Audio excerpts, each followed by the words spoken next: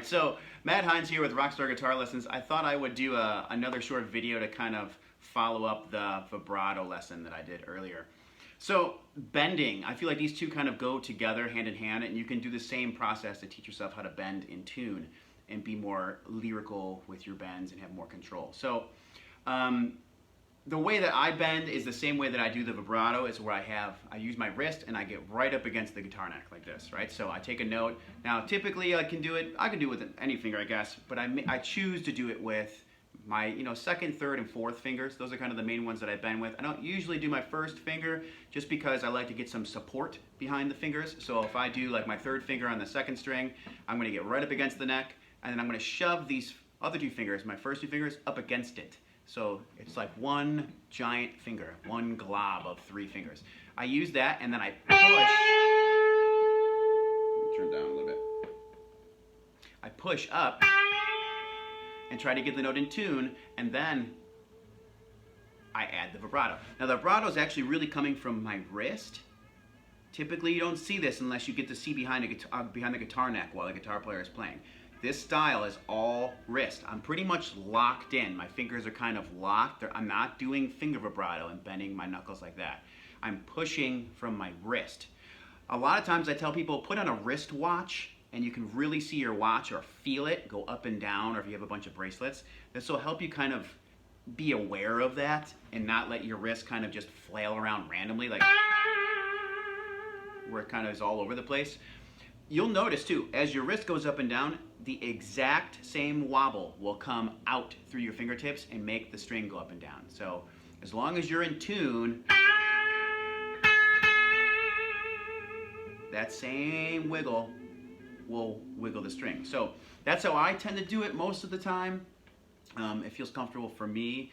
The trick to getting it in tune, really, and getting it strong is the same as you would do with the vibrato. So go through, pick a note, take exactly what we did. I'll do the same thing. So I'll do my third finger, I'll do the second string, I'm going to bend a G note, a full step up to an A note. So I'm going from the 8th fret up to the 10th fret, okay? Now, when you bend up, you're going to want to do the vibrato or the bending push-ups. You can call it vibrato push-ups when you do vibrato, you can call it bending push-ups when you do bending. Either way, that's what I like to call it. It's like doing push-ups, getting yourself nice and strong, getting it even. So go up to the pitch. Now, we don't have to be super accurate when we do these. It's more about controlling the flow of the whole wobble or the whole bend. So we're going to do it like this. We're going to go 1, 2, 3, 4, 5, 6, 7, 8. Okay? And then maybe move up to the next string or the next pitch, whatever you want to go to. You can move it around different ways, but 5, 6, 7, 8. 1, 2, 3, 4, 5, 6, 7, 8. 1, 2, 3, 4, 5, 6, 7, 8. Like that. Do it with your pinky. So shove all three fingers up behind your pinky. 1, 2, 3, 4, 5, 6, 7, 8. 1, 2, 3, 4, 5, 6, 7, 8. Like that. Cool?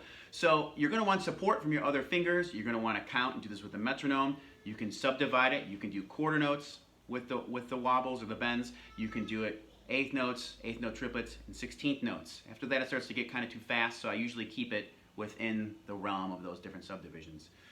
Do different strings. You might even want to try different directions, bending down. 1, 2, 3, 4, 5, 6, 7, 8. Stuff like that.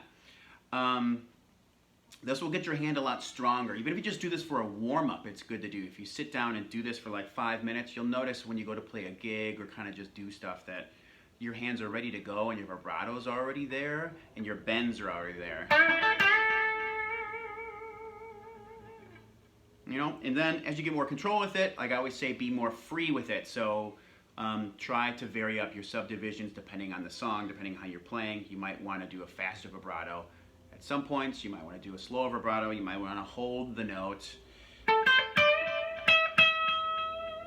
and then add vibrato, and then right to the vibrato, like that. So that one I did a bend, but I didn't do any vibrato.